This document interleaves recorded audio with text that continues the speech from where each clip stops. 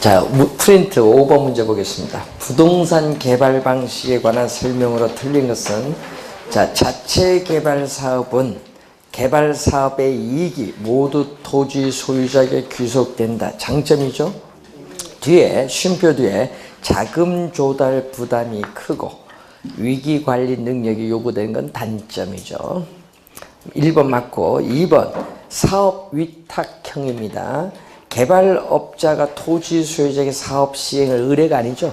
토지 소유자가 개발업자에게 의뢰를 하고요. 또 누구 뒤에 토지 소유자가 아니라 개발업자는 시행을 대행하는 것에 대한 뭐를 수수료를 취하게 되는 방식. 2번 정답이고, 분양금 공사비 지급 방식은 토지 소유자가 사업 시행에 있어서 건설업체의 공사를 발주하고 공사비 지급은 뭘로?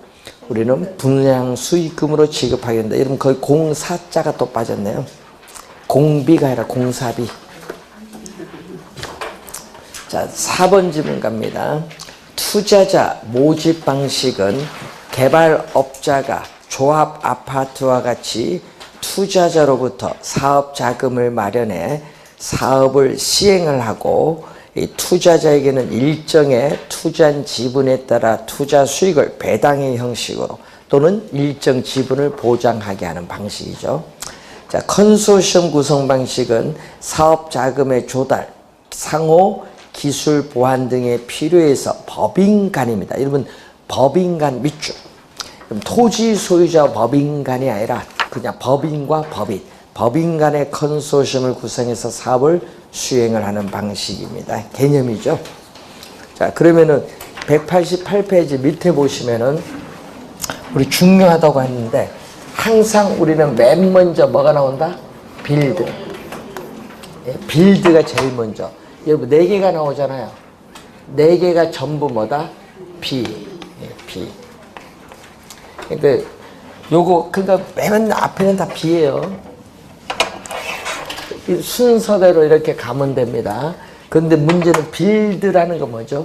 민간 자금을 조달해요. 그래서 여러분 민간 사업 개발 사업자가 민간 자금을 조달해서 어떻게 돼? 착공을 해서 뭐 한다? 준공까지 갑니다. 그래서 여러분 준공까지 오는 게 뭐다? 우리는 빌드. 준공을 했어요. 준공을 했는데 뭐가 된다? 이제 O가 들어옵니다. O는 뭐죠? 아퍼레이트. 여기 O는 아퍼레이트는 약정한 기간이 있거든요.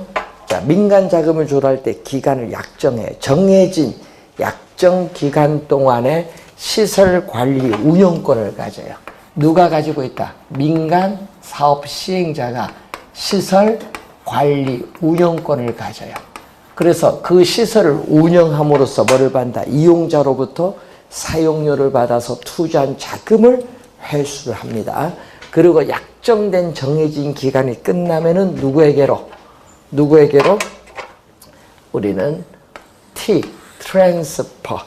트랜스퍼라고 하죠. 소유권을 국가 또는 지방자치단체 공공의 소유권이 이전이 돼요. 요거는 뭐다? 소유권이 뭐가 된다? 이전. 소유권이 이전되는 거. 자, 그래서 BOT 순서대로 가면 돼. 문제 나오면은. 그러면 또 우리가 BTO가 있어요. 준공을 해서 바로 소유권을 국가 또는 지방자치단체에게 이전을 먼저 하고, 또 정해진 기간 동안에는 민간 사업 시행자가 뭘 한다? 우리가 시설관리 운영권을 가져서 또 사용료로서 투자한 자금을 회수하는 방법이에요. 그래서 우리가 보통 많이 하는 게 교량 있죠. 요즘 교량 많이 짓고 있대. 또 우리 고속도로 보면 터널, 교량 터널 뭐 이런 게 있죠. 예.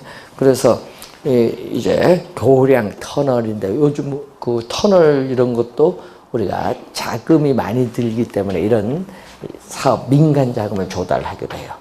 자, 그리고 T로 갑니다. 또 준공을 했는데 소유권을 두고 국가 지방자치단체 이전을 해요. 이전을 하는데 이번 요거는 리스입니다. 리스. 이전을 했는데 문제는 그 시설을 소유권은 넘어갔는데 정해진 기간 이용을 해야 하잖아요. 그럼 그 시설을 누가 국가 또는 지방자치단체 임차 빌려서 손님이 있든 없든 사업자에게 뭐를 줘야 돼? 사용료를 지불하는 방식의 리스를 했으니까. 이게 BTL인데 시험에 나올 때 여러분 2년 전에 요 두 개를 둘 다 물었죠. 시험에는 요걸 많이 내는 이유가 용어가 어려워서 그래. 리스가 들어가서. 그래서 BOO인데 이때 O는 소유권, 오온이에요.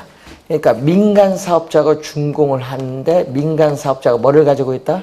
소유권도 가지고 아포레이트, 또 뭐를 시설, 관리, 운영권도 가지는 그러한 방식의 개발이 BOO. 영어만 잘 알면은 해석이 다 돼요. 자, 프린트 6번 문제 갑니다. 자, 거기 보시면은 민간이 국가나 지방자치단체에 제한을 합니다. 그래서 채택이 되면 그에 따르는 비용은 누가? 민간이 부담하여 공사를 한 후, 요까지가 바로 빌드. 요까지가 빌드. 그다음에 일정 기간 동안 사용료, 수수료를 징수해서 그 비용과 뭐를 이익을 회수한 후, 요까지가 뭐? 아포레이트. 그 다음에 국가의 그 시설이 귀속되는 것, 트랜스퍼, BOT. 순서대로 가요. 그래서 우리나라에서 정부의 재정 부담을 늘리지 않고 민간 자본 및 외국 자본을 유치하여 인프라를 개발하는 형태로서 우리나라의 사회 간접 자본, 민간 투자 사업 대부분의 형태가 이에 해당한다. 대표적으로 뭐죠? 우리 옛날 전철, 9호선 전철 이런 거잖아요. 이거 바로 뭐죠? 맥쿼리가 우리나라 투자를 한 거 아닙니까? 그러니까 이런 사업이죠. 7번. 또 민간이 개발한 시설의 소유권을 준공은 B입니다. 준공간 도시 어디? 공공에 귀속시켜. T가 나와야지. 그 다음에 사업 시행자인 민간은 일정 기간 시설관리 운영권을 가지고 공공은 그 시설을 뭐한다? 임차, 리스. 임차는 리스야. 리스해서 사용해서 그 사용료를 사업 시행자에게 지불합니다. BTL인데 최근 우리나라에서는 학교 건물, 기숙사, 도서관, 군인 아파트 등의 개발에 주로 사용되고 있다. 그래서 BTL 4번 정답입니다. 자, 올해 시험에 BTL은 좀 주의 좀 해두시면서 자, 189페이지에 개발권 양도제도 우리 정책이론에서 우리가 배우셨던 내용이죠. 자, 개발권 양도제도를 약어로 TDR이라고 해요. 자, 우리가 개발 지역이 있죠. 자, 개발 지역도 있지만은 또 뭐도 있다? 보전. 우리가 규제하는 지역이 있어요. 자, 이 보전 지역은 토지 자원을 보전을 해야 돼요. 그렇기 때문에 여기는 개발을 하지 못한다. 그래서 보전 지역은 개발을 못하기 때문에 보전 지역의 토지 소유자는 개발 못하니까 개발 제한에 따르는 우발적 손실. 자, 여러분 정책이론에서 배운 것을 늘 염두에 두시면서 개발 제한에 따르는 의도하지 않은 우발적인 손실을 입게 돼요. 그리고 개발 지역은 개발로 인해서 토지 소유자는 또 우발적인 이익을 얻어요. 그러니까 문제가 있네요. 개발 지역은 이익을 얻고 이쪽은 손해를 보니까 결국 양 지역의 토지 소유자 간에 뭐가 발생한다? 형평성에 문제가 발생해요. 그래서 이 형평성에 문제가 발생하기 때문에 이 형평성의 문제를 완화시켜 준다. 완화시켜주게 한 제도가 바로 TDR이다.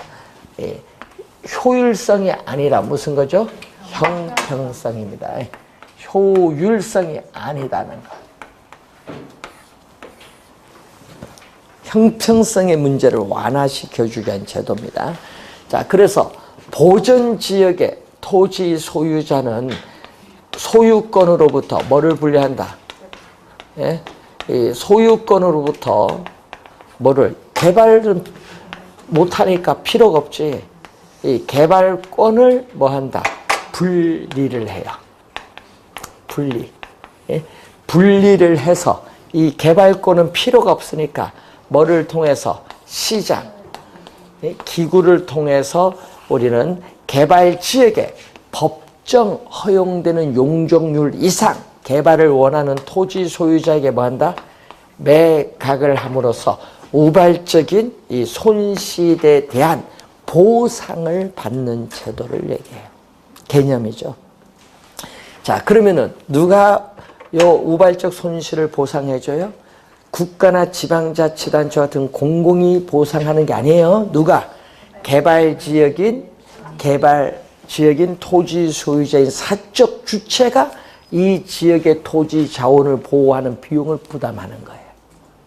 그래서 정부 지방자치단체가 아니니까 그런 점에서 상당히 좋은 제도입니다. 그래서 여러분이 개발권을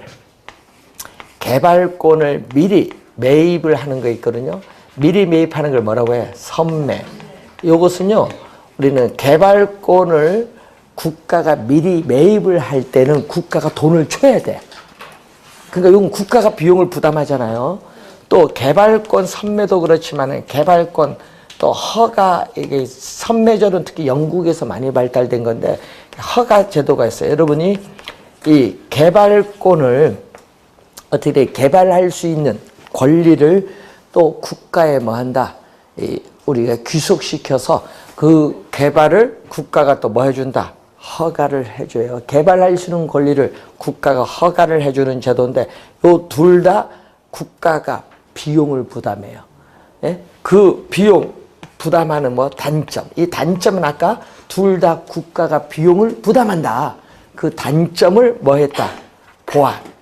국가가 비용을 부담한다는 이 단점을 보완해서 나타난 게 바로 뭐다? 국가가 비용을 부담하지 않는 뭐? TDR. 그래서 이 TDR은 초기에는 뭐가 나왔죠?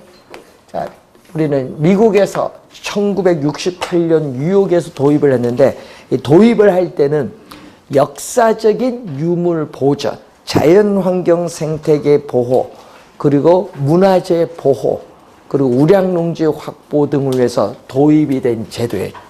그런데 최근에는 초기 도입 목적과 달리 최근에는 뭘로 사용하고 있다? 토지 이용 규제. 특히 대표적인 게 뭐죠? 지역 지구제인데 이 토지 이용 규제에 우리 수단으로 활용하고 있다. 토지 이용 규제 대표적으로 지역 지구제입니다. 그렇기 때문에 이 TDR은 이 지역 지구제를 보완하는 또 하나의 제도로서 중요한 제도예요. 그래서 개념이 또 시험에 자주 출제를 하는 거죠. 자, 이 개발 지역에서는요, 땅 가격이 비싸야 건물을 고층화시켜요. 그래서 이 개발 지역에서는 지가가 상당히 뭐 해야 된다? 높아야 돼. 그리고 토지 이용 밀도 같은 공적인 규제가 강화돼야 돼. 자, 토지 이용 밀도의 대표적 수단하면 뭐다? 용적률이에요. 용적률에 뭐를 설정? 상한선을 설정. 근데 이 상한선을 설정하는데 이 상한선이 예를 들어서 40%다. 이렇게 딱 설정을 해요. 그럼 40% 이상 개발을 못해요. 이 지역은. 그러면 이 상한선, 법적으로 정해놓은 이 상한선 이상 개발을 하기 위해서는 개발권을 사오면 돼. 그 개발권의 수만큼 점점 용적률을 더 허용을 해줘요.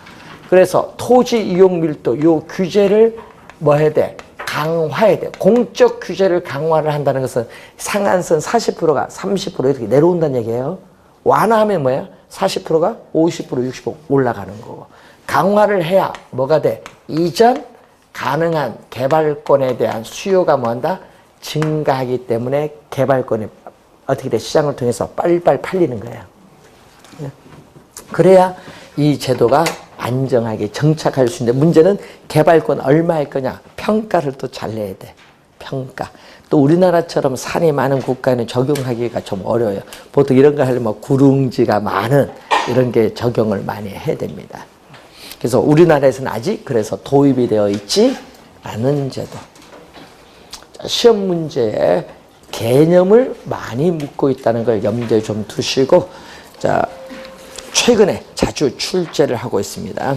자, 그래서 여러분 교재 190페이지 문제 보시면은, 자, 우리나라에서 개발권 양도제를 적용한 것과 유사한 효과를 지닌 토지가 흔히 발견되는 지역으로 가장 적당한 것은 바로 뭐가 돼? 토지 이용 규제가 극심한 지역, 예를 들면 개발 제한 구역 이런 데 적용할 수 있다.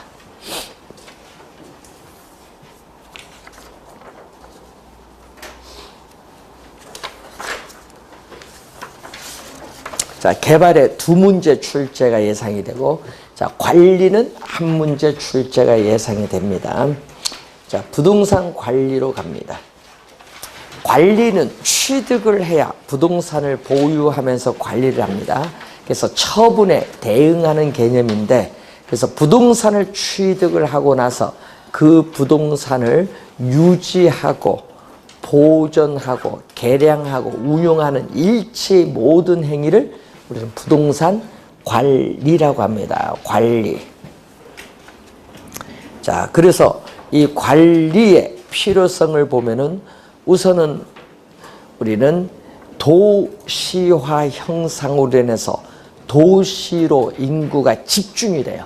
그럼 도시 토지에 대한 수요가 증가하니까 집가가 상승하는데, 집가가 상승하고 도시 토지는 한정되다 보니까 건물은 점점 고층화될 수밖에 없죠. 특히 도시 내 단독주택이 점점 아파트와 같은 공동주택으로 변화를 함에 따라 공동주택에 대한 전문적인 관리의 필요성이 나타나죠. 그래서 주택관리사 제도가 우리나라에서는 도입되어 현재 시행되고 있습니다. 여러분 주택관리사도 있거든요. 여러분 공인중개사 여러분 자격증을 따면요, 공인중개사 보 아니죠. 그냥 사지. 변호사도 사예요. 똑같은 삽니다.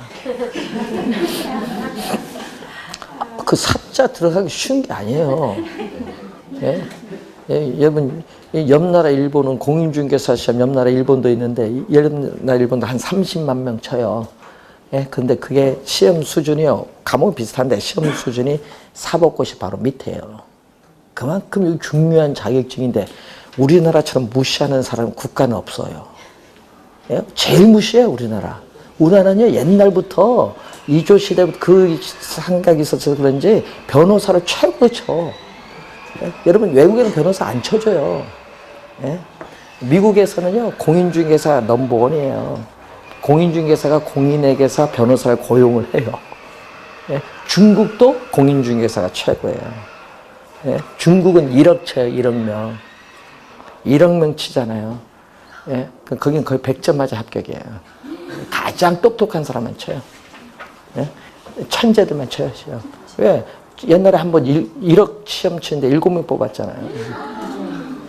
어려워요, 시험에. 그러니까 1억 친다는 건 상하이 인구 다 쳤다는 얘기예요. 그러면 그만큼 중국 1억, 18억 1억이면 얼마 아니지 뭐. 예? 그래서 외국에 따기 어려우니까 어려워서 따요. 예? 조선족 동포들이 우리나라 와서 따요. 우리나라 따서 자기들 가서 법인을 만들어요, 중국에. 그러니까 얼마나 이게 우리나라 따기가 쉬운가, 이게 다른 국가에 비해서. 진짜 쉽니다. 독일은요, 실무 경력이 있어야 시험 칠 자격 줘요. 실무 경력, 예? 그 실무 경력이 5년이냐 10년 이거에 따라서 시험 면제도 되고, 그만큼 외국인 따기 어렵습니다. 여러분은 진짜 좋다고 생각해야 돼요. 한 번 따면 우린 영원해요. 외국에는 따서 2년 지나서 업을 안 하면 다시 시험 쳐야 돼. 미국 같은 국가는. 얼마나 좋은 제도야, 우리나라는. 한 번 따면 영원하다는 거지. 중개사실이 중요해요. 여러분, 변호사는요, 자격증, 변호사 시험 합격하면요, 공인회계사 자격증이 나와요. 세무사 자격증들이. 근데 중개사 자격증은 안 나와요. 변호사도 시험을 쳐야 돼. 공인중개사. 그 시험 치어서 떨어지면 얼마나 창피야. 그렇죠?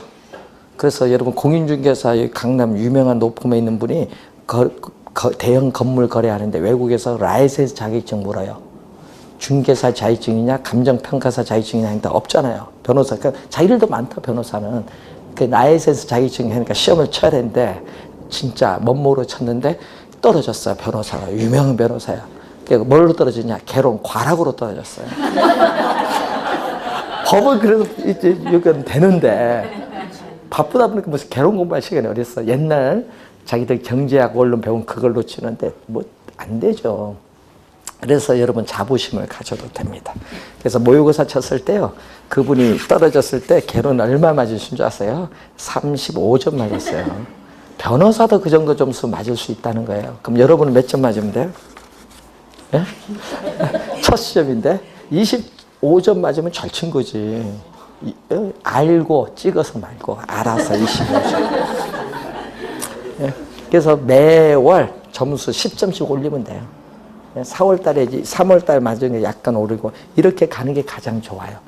근데 문제는 처음에 너무 잘 나오면요. 너무 스트레스 받아. 왜? 그 점수 유지하려면요. 계속 어려워지는데.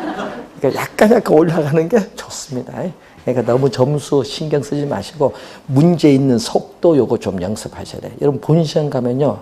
읽는 속도 느리신 분들이 많아요. 그거 좀 시간, 그 배분 때문에 그러니까 한번 다 읽으면 좋아요. 문제는. 자, 그걸 연습을 하는 겁니다. 그리고 답지 옮길 때 어떤 분은 이렇게 옮기대요. 다 풀고 옮기시는 분이 있어요. 다 풀고. 그러면 안 돼요. 왜냐? 나중에 답 옮기는데 1차는 시간이 부족하다 보니까 당황해서 답 한 칸 내려 쓰든지 한 칸 올라 쓰든지 하는데 그럼 80번 가면은 한 칸 올라서면 비어야 되고 뭐 이런 게 있잖아요. 안 비어. 또 신기한 게. 그래서 또 이의신청 갑니다. 가서 딱 확인해 보면 한 칸 올려 쓰는 데 그런 게 있어요. 당황해서. 그게 많습니다. 그러니까 뭘 해야 돼? 쓰면서 옮기세요. 이렇게 요거 연습을 하셔야 돼. 그러면 5분 남으면 답지 안 바꿔줘요. 왜? 딱 무리가 있거든요. 그러니까 이렇게 옮기고 요거 있죠? 예? 수정 테이프 그거 잘 활용하시면 돼요. 틀리면 수정 테이프 하면 되는데 여러분 채점은 여러분 수능 시험 그 기계로 채점하니까 아무런 문제는 없어요. 그래서 수정 테이프 잘 활용해서 이렇게 하시면 되는데 문제는 아까 얘기했죠. 그러면은 풀고 옮기는 이유가 뭐냐? 나중에 찍을 때 좋아요. 개론 민법 해서 15문제 찍어야 되는데 찍을 때 봐야지 딱 답 뭐 한 번에 딱 번호가 다 보여요. 그럼 찍을 때 상당히 좋아요. 예? 하여튼 15문제는 찍게 돼 있어요. 근데 그 찍을 때 그걸 알면은 그 15문제 찍을 때 10문제 가까이는 맞을 수 있어요. 그럼 합격으로 가는 거예요. 여러분 그날 찍을 때 다 찍은 거 다 틀렸다. 그럼 떨어지는 거고 거기서 한 5, 6문제 맞아가면 합격으로 가는 거예요. 예? 그러니까 그것 때문에라도 연습을 좀 하세요. 모의고사 치시면서. 지금 가르쳐드려야지. 그래서 연습 그렇게 하시면 됩니다. 2차는 여유가 있는데 1차는 시간 여유가 없어요. 자, 그리고 여러분이 요즘에 우리 건축 기술이 발달돼 싱가포르 여러분 한번 나중에 여행 가실 기회가 있으면요. 싱가포르 가면은 옛날보다 건물이요. 그 땅이 적다 보고 인구는 계속 집중되다 보니까 건물이 고층화될 수밖에 없는데 고층인데 또 어떻게 돼요? 우리 필요 치다 하냐? 또 밑에 비고 한 10층, 20층부터 또 건물이 올라가요. 건축 공간미 해서. 그래서 어때 그걸 한번 우리 박원순 시장이 거기 가서 한번 보고 야 멋있다 이런 건물 한 번도 외우고 안 가시다가 그런 걸 보니 아름답지. 그러니까 서울특별시도 그렇게 가야겠다 해서 뭐 여의도도 통개발 뭐 이렇게 하다가 가격만 올려서 지금 중단돼 있는데 하여튼 그런 문제가 있어요. 앞으로 건축이 좀 많이 바뀐다는 얘기죠. 그래서 외국에서는 앞으로 우리나라 건물이 많이 고층화될 것이다 이렇게 얘기를 합니다. 그러면은 뭐가 돼요? 여러분이 본인 혼자 뭐 관리 못 하잖아요. 고층화되면 전문화된 관리가 필요합니다. 앞으로는. 그리고 또 이 분양을 받잖아요. 그러면 관리를 못 해요. 예, 임대료 받아서 빌려주니까. 임차인이 또 관리 소홀히 하잖아요. 그래서 이러한 부재 소유자의 요구의 증대로 인해서 관리가 필요합니다. 그래서 앞으로 관리에서 그래서 시험 문제 많이 내는 게 뭐 나중에 배우지만 자가 관리, 위탁 관리 구분하는 걸 제일 많이 냅니다. 나중에. 자, 그리고 여러분 교재 부동산 관리의 내용이 있습니다. 시험 문제는요. 기술적 관리를 제일 많이 출제했어요. 자, 부동산 관리 내용은 뭐에 따라서 복합 개념. 자, 우리 부동산에서 배울 때 처음 배우셨던 게 복합 개념이죠. 자, 이 복합 개념에 따른 관리가 이루어지는데, 복합 개념만 나오면은 여러분 떠오르는 게 기술적, 뭐가 나와야 돼? 예, 경제적, 법률적이 나와야 돼. 복합 개념이 나오면은 기술적, 경제적, 법률적 관리가 나오는데, 시험 문제는 요것 중에서 제일 많이 출제됐던 게 뭐죠? 기술적 관리다. 자, 여러분 기술적 측면에 하자, 흠이 발생하기 전에 사전에 예방 조치를 취해준다든지, 아니면 하자가 발생하면은 그 하자를 제거하기 위해서 필요한 여러 가지 기술적 조치를 취해주는 관리가 기술적 관리입니다. 이 기술적 관리를 잘 해두셔야 됩니다, 평상시에. 자, 그래서 토지 같은 경우는 요즘 문제가 많죠. 토지의 측량을 통해서 뭐를 경계를 확정을 해야 돼. 그래서 여러분 전에 뉴스 보니까 어떻게 돼요? 지방자치단체에서는 서류상으로 보고 건물 지어도 오케이 했는데, 어떻게 옆 토지 소유자 측량했더니 침범했다. 어떻게 돼? 헐어라. 어떻게 돼요? 그래서 그 옆에 뭐 지었던 거 한 40번 헐으니까 뭐 이상하게 바뀌고 그래요. 그러니까 여러분이 측량을 그래서 정확하게 해야 되는데, 그래서 요즘은 측량하려면 뭐를 통해서? 인공위성을 통해서 하면은 딱 보여요. 예? 그래서 그런 것을 한번 확인을 해야 됩니다. 자, 그래서 기술적 관리는 그런 게 중요해요. 또 경사지 대책으로서 토지의 붕괴를 막기 위해서 또 뭐 한다? 옹벽을 설치한다든지 배수 시설을 설치한다든지, 그리고 또 관련해서 토지에 있어서는 또 남의 땅, 사도, 뭐 사도를 방지하기 위해서 요즘 들어와서 이용하지 마라 해서 뭐를 설치해? 나무에 철조망 같은 거 설치하잖아요. 출입 금지 편말 붙이고, 사도를 방지하기 위해서 그렇습니다. 자, 그리고 건물은 뭐를 해야 돼? 이 위생, 소독, 청소하는 위생 관리, 건물의 각종 기기, 기구를 수리하고 운전하고 보수하고, 또 여러분 온도, 습도 조절하는 거, 이것을 설비 관리, 방범, 방제 등의 안전대책 관리 중요하죠. 이거는 또 무슨 관리? 보안 관리. 건물의 현 상태를 계속 유지시켜주기 위한 보전 관리. 네 가지가 건물의 기술적 관리입니다.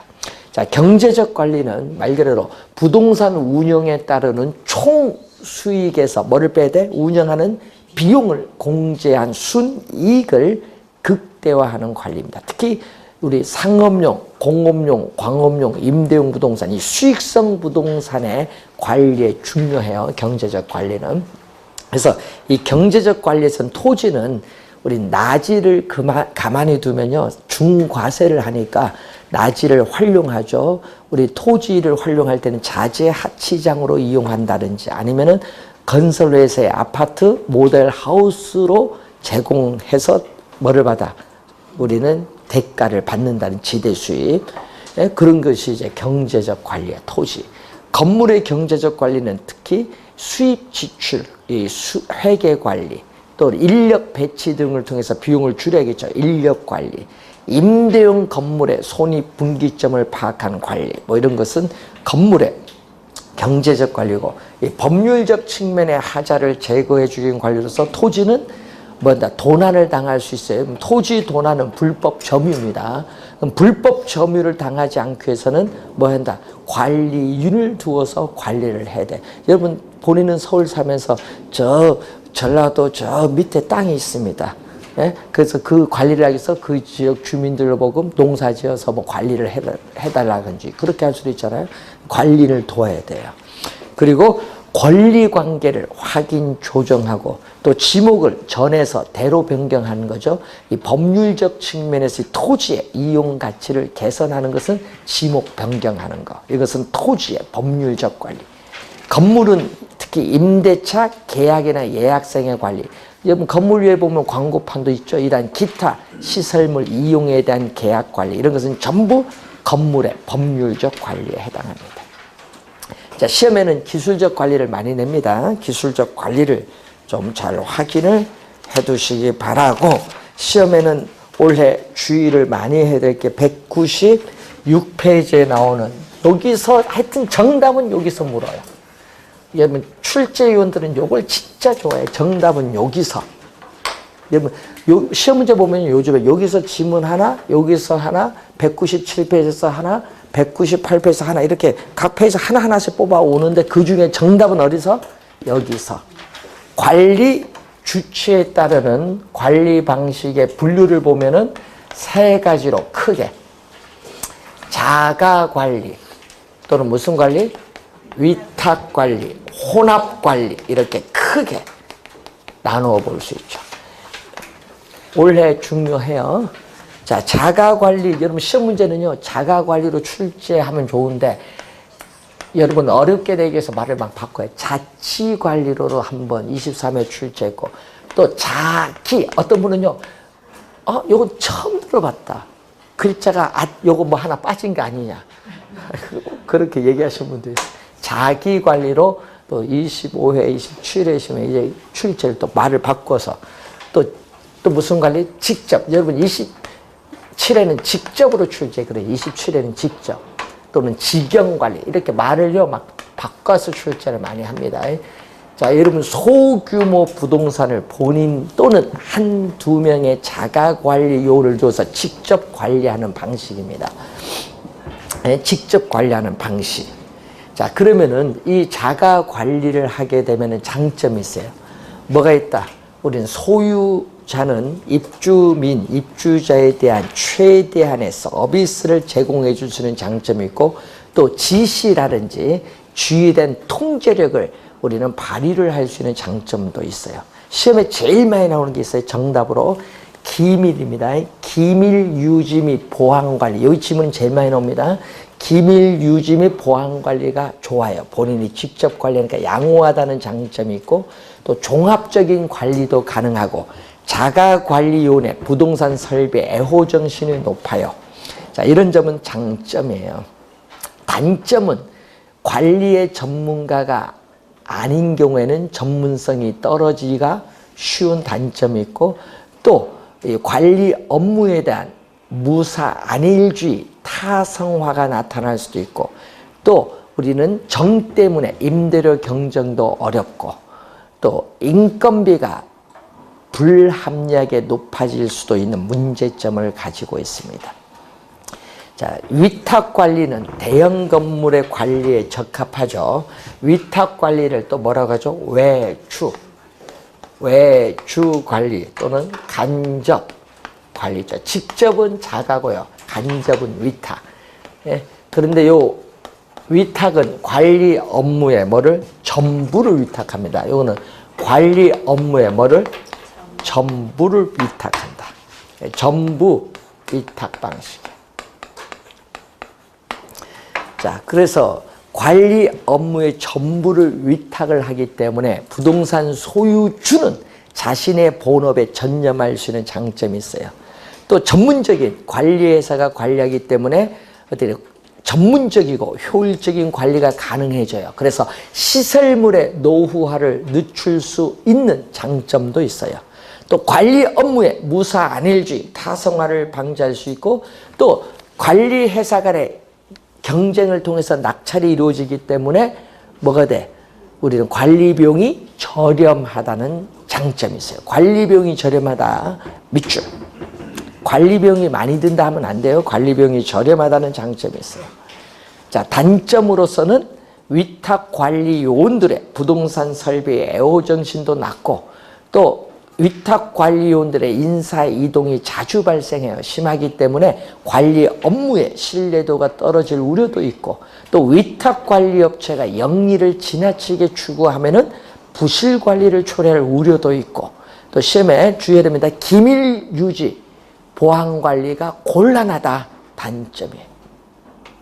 기밀 유지, 보안 관리를 항상 염두에 두시면서 혼합 관리는 뭐에서? 혼합 관리는 자가 관리에서 위탁 관리로 이행되는 과도기에 나타나는 그러한 뭐죠? 과도기적 관리예요. 자, 그래서 여러분 필요한 부분만 선별해서 위탁을 합니다. 그렇기 때문에 요거는 뭐다? 전부 위탁이 아니라 부분 위탁이다. 부분. 전부 위탁이라 필요한 부분만 선별 위탁하는 부분 위탁 방식의 관리고 필요한 부분만 선별 위탁하기 때문에 전문업자를 충분히 활용할 수 없다. 단점이. 자, 그래서 뭐죠? 과도기에 유용하다는 장점이 있고 또 강한 지시, 지휘 통제력을 발휘할 수도 있고 위탁관리에 편히 이용할 수 있는 장점도 있어요. 근데 단점은 또 관리상의 운영이 잘못되면은 책임 소재 불분명 미추. 요거 책임 소재 분명하다고 벌써 3번 출제해서 정답으로 많이 묻습니다. 책임 소재 불분명하다. 자가관리용과 위탁관리용 간의 의사소통이 원활하지 못해요. 그렇기 때문에 또 자가관리, 위탁관리 단점이 다 노출될 수도 있습니다. 시험 문제는요, 장단점에서 출제합니다. 여기서는 정답을 어디서 묻는다? 장단점에서 정답 지문을 묻는다. 꼭 기억해야 돼요. 장단점. 자, 전문관리 영역에 따라 또 뭐가 나오죠? 자, 이것도 시험에 많이 나왔죠. 시설, 자산. 요 두 가지를 잘 구별을 해 두셔야 돼요. 시설 관리. 자, 여러분, 부동산 소유주 또는 이용자인데 이 단순한 우리가 관리입니다. 자, 부동산에 관한 각종 시설을 운영, 유지하는 소극적 관리예요. 말 그대로 시설물 유지 관리한다는 얘기예요. 뭐 시설관리공단 이런 데서. 그래서 무슨 관리? 소극적. 부동산 소유자의 이용자의 단순한 요구에 부응하는 소극적 관리. 자, 건물의 청소 관리, 방범 방제 등의 안전과 관련한 보안 관리, 예? 설비 관리, 온도 습도 설비 관리, 에너지 관리 이런 게 전부 무슨 관리? 시설 관리에 말 그대로 시설물 유지 관리한다. 예? 그런데 자산 관리는 부동산 소유자나 기업의 재산, 부를 극대화하기 위해서 부동산의 가치를 증진시킬 수 있는 다양한 관리 방법을 모색하는 이거는 무슨 관리? 적극적 관리가 나타나요. 그래서 자산 관리는 말 그대로 언제 부동산을 매입을 하고 매각할 것이냐. 이 자본이득과 관련해서 중요한 겁니다. 그리고 포트폴리오 결정. 예? 분산 투자에 따른 위험을 분산해야 돼요. 그리고 PF 결정 또는 투자에 따르는 위험 관리. 그리고 재개발, 재투자, 리모델링 결정 이런 건 전부 어디서 한다? 자산 관리에서 이루어진다. 자, 그래서 시설 관리, 자산 관리의 내용을 또 우선 확인해 보고 이 시설 관리보다 한 단계 높은 수준의 관리가 거기 건물 및 임대차 관리, 이걸 다른 말로 재산 관리라고도 해요. 요거는 출제를 합니다. 요 두 개 구별하는 것을 계속 출제를 하고 있다. 이렇게 보시면 되겠고.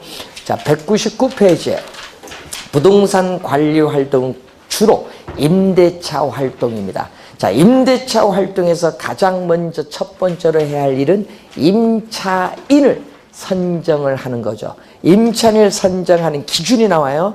우선은 주거용 부동산인 경우에는 다른 임차인들과 잘 어울릴 수 있는 유대성을 기준으로 선정을 하고 상업용 부동산은 매출액과 관련해서 가능 또는 잠재, 가능 매상고를 기준으로 공업용 부동산이나 업무용, 사무실용 부동산인 경우에는 임차인의 목적에 맞느냐, 적합성을 기준으로 선정을 한다.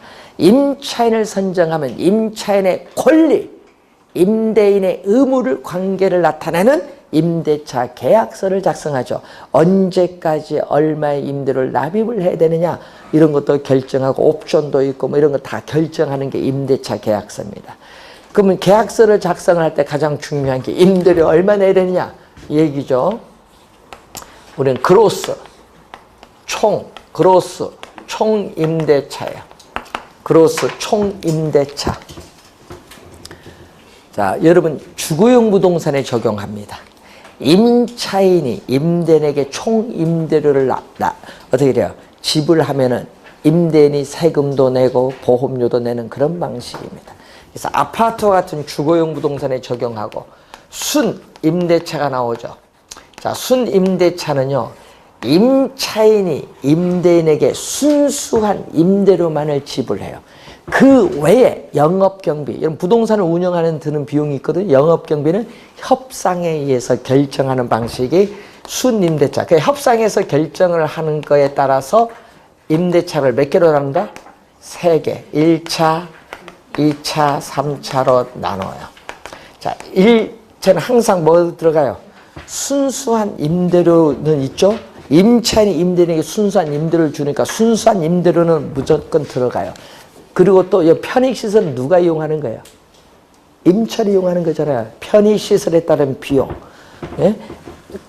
기타 특별 부가금도 임차인이 납부를 해요. 여기다가 또 뭐가 들어간다? 세금까지 들어갑니다. 그럼 이것은 1차 순임대차고 2차는 1차에다가 뭐를 더해주면 돼? 보험료, 화재보험료 이런 거 있죠? 보험료 더해주면 돼요. 3차는 2차에다가 뭐죠? 유지, 수선비까지 더해주면 돼요. 그래서 공업용 부동산인 경우에는 3차 순임대차가 일반적인 경우로 적용합니다. 자, 시험 문제는 뭐를 출제한다? 시험 문제는 요걸 계속 출제를 하죠. 자, 뭐 27회도 또 했는 거죠. 비율 임대차. 비율. 상가, 점포 등의 매장용 부동산에 적용합니다. 자, 여러분 임차인의 총 수입 있어요. 일정 비율, 예를 들면 7% 이런 식으로 일정 비율을 임대료로 임대인에게 지불하는 방식입니다. 자, 그래서 이런 게 있죠. 월 임대료 얼마 주겠다. 월 임대료 얼마 주겠다 할 때는 항상 총수입, 내가 2천만 원 총수입이면은 뭐를 주겠다? 임대료 월 150만 원 드리겠습니다. 이건 기본 임대료야. 그런데 문제는 어떻게 돼? 총수입이 일정 부분 넘어가면 그 넘어가는 부분에 대해서 또 뭐를 주겠다? 추가 임대료 지불하겠습니다. 이렇게 했어요. 기본 임대료, 추가 임대료 이렇게 구성이 되었습니다. 비율 임대차 개념을 자주 출제되고요. 매장형 부동산에 적용합니다. 자, 그리고 유지 활동이 있죠. 이제 부동산을 이제 계약서를 맺었는데 유지 활동은 3가지 있어요. 정기적으로 청소 소독하는 일상적으로 행하는 유지 활동이 있고요. 자, 예방적 유지 활동이 가장 중요한 위치를 차지하고 있는데 예방이에요. 항상 예방이 중요합니다. 자, 여러분이 어떤 문제가 발생하기 전에 사전에 수립된 유지 계획에 따라 사전적으로 행하는 거죠. 여러분 문제에서 미리 문제가 있을 것 같으면 미리 그것을 수리하거나 뭔가 교환을 하죠. 예, 시설 등을. 이런 것은 예방적 유지 활동입니다. 문제 발생했어요. 하고 난 이후에 그 문제를 해결하기 위해서 행하는 유지 활동이 대응적 또는 사후적 유지 활동이에요. 예방은 사전적이잖아요. 자, 그래서 3가지 중에서 예방적 유지 활동이 가장 중요한 위치를 차지하고 또 보험에 가입을 하는데 우리나라는 대표적인 보험이 건물의 화재 보험료 같은 게 있죠. 외국에는요, 임대료 손실보험이 있어요. 자, 여러분 화재 같은 거 나면은 임차인으로부터 임대를 못 받잖아요. 없어졌으니까. 전소되거나 일부 파괴된 경우는 못 받는 경우 있어요. 복원하는. 그래서 복원하는 기간 동안 임대료를 못 받기 때문에 그 임대료에 대한 손실을 보상해 주기 위한 보험이 임대료 손실보험입니다. 자, 지진이 많이 발생하는 일본 같은 경우는 이런 게 많습니다. 일본은 또 불도 잘 내요. 왜 잘 나냐면요, 지진 문제 때문에 또 목조 형태의 건물이 좀 많아요. 예, 그래서 또 화재에 또 취약한 것도 많습니다. 일본은 도로가 어떻게 돼? 또 땅 가격이 비싸서 도로 보면 좁아요. 우리나라는 넓어요. 좁아요. 그러니까 일본 가서 렌트를 하게 되면 저희들은 뭐 한다? 예? 예? 우리 모닝 이런 걸 렌트를 해. 도로가 좁아서. 그래서 이제 그런 게 있고 또 거기는 또 뭐 이렇게 길잖아요. 비용이 많이 들어요. 거기 보면 이동하는데. 자, 우선은 한번 확인해 보시기 바라고. 자, 201페이지에 건물의 내용 연수는 건물의 수명입니다. 자, 건물을 준공하고 나서 철거할 때까지 여러분 건물을 이용하는 과정에서 공통적인 현상이 나타나는데 이것을 건물의 생애 주기라고 하죠. 그래서 건물의 내용 연수와 생애 주기를 공부하는데, 자, 내용 연수는 여러분이 평가에서도 배우죠. 자, 건물을 준공했어요. 준공해서 정상적으로 사용을 합니다. 그래서 사용을 함에 따라 뭐가 돼? 노후화도 되고 사용에 따른 소모도 되고 마멸도 되죠. 훼손도 돼요. 그래서 건물 나 이제 더 이상 못 쓰겠다. 건물 사용이 불가능할 때까지의 이 기간을 우린 전문용어로 뭐라고 한다? 건물 나 이제 진짜 못 사용하겠다. 물리적 내용에서. 그래서 건물을 정상적으로 관리할 경우에 물리적 측면에서 건물이 존속이 가능한 기간이에요. 그런데 문제는 이 물리적 내용 연수보다 이게 짧아요. 특히 상가 같은 건물인데 특히 경제적 내용 연수거든요. 경제적으로 수익이 우리가 발생하리라고 예측 가능한 기간인데 일반적으로 경제적 내용 연수는 뭐보다 물리적 내용 연수보다 그 기간이 뭐다? 짧아요. 특히 어떤 건물인 경우에 상업용 같은 수익성 부동산인 경우. 자, 그럼 요 점을 지나면, 요 종기를 지나면요, 임대료 수익보다 오히려 유지 비용이 많이 들어간다는 얘기예요. 그러면 이때도 아직 건물은 철거할 때까지 기간이 남아있기 때문에 남아있는 걸 뭐라고 해요? 잔존, 남아있는 가격이 있어요. 경제적 내용 요소 끝나도 남아있는 가격은 있어요. 철거할 때까지는 이용할 수 있으니까. 자, 그런데 문제는 경제적 내용인수, 물리적 내용인수 구분을 좀 해두시고 일반적으로는 경제적 내용인수가 물리적 내용인수보다 그 기간은 짧게 나타나죠. 자, 건물에 있어서 전 개발 단계, 생애 주기를 보면은 개발 전 단계죠. 요거는 무슨 상태에 있다? 아직 건물 짓기 전 무슨 상태? 건축 지을 땅이 있어요. 용지의 상태에 있어요. 건물을 지으면 주변에 유사한 건물의 공급 상태, 임대료 수준, 공실률, 그리고 또 앞으로 공급된 상황, 공법상의 건축물 짓는데 규제가 있느냐 이런 걸 확인을 해야 돼. 그런 것을 여기서 분석을 해서 건물을 착공을 하죠. 착공해서 완공에 이르는 단계를 신축 단계인데 아직 신축 단계에서는 건물 사용 안 했습니다.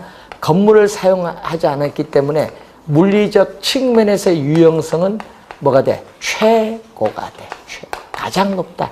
그러면 이제 신축 단계를 지나서부터는 건물이 사용하기 때문에 건물의 가격이나 그리고 유용성은 점점 감토하기 시작한다.